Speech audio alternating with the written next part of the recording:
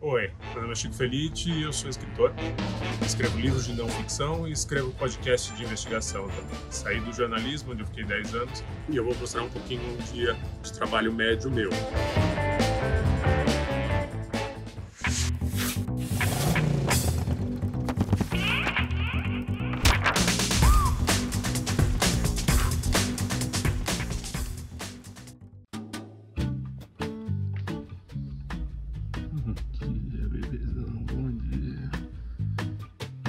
Eu acordo razoavelmente cedo, entre as 6 e 7 horas. Eu começo geralmente lendo, eu estou sempre lendo muitas coisas. Esse livro chama Dias de Ira e é uma história verídica sobre assassinatos de homossexuais no Brasil. Tem a ver com o meu próximo livro que eu estou escrevendo. Em 2020 eu lancei com o Spotify um podcast investigativo que chama Além do Meme, em que eu faço um documentário da vida de 10 pessoas que viraram memes. Olá, bom dia Brasil, boa tarde Itália. Esse é o meu escritório. Isso aqui que vocês veem nas paredes são os post-its das coisas que eu estou escrevendo. Uma história feita de caquinhos, de coisas que a gente consegue investigar. E você vai juntando e montando uma história com esses post-its, que eu não posso mostrar exatamente o que é para vocês, senão vocês vão saber quais são meus próximos trabalhos, e isso ainda é segredo.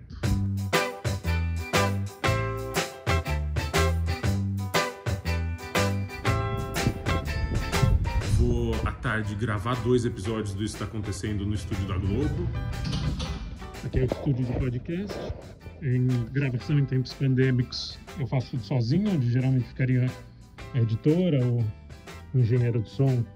Eu tive que aprender a usar esse equipamento, que é uma mesa ótima de podcast, e gravo aqui sozinho.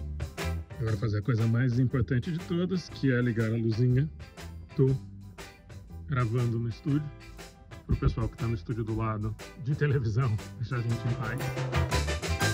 Meu nome é Chico Felitti e isso está acontecendo.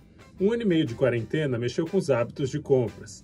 A gente está gastando mais o que tem e o que não tem em produtos que muitas vezes nem entrariam na nossa lista. As minhas ideias, os temas sobre os quais eu escrevo vêm de qualquer lugar. Mas eu já lembro de histórias que nasceram ouvindo conversa de pessoas num café do lado.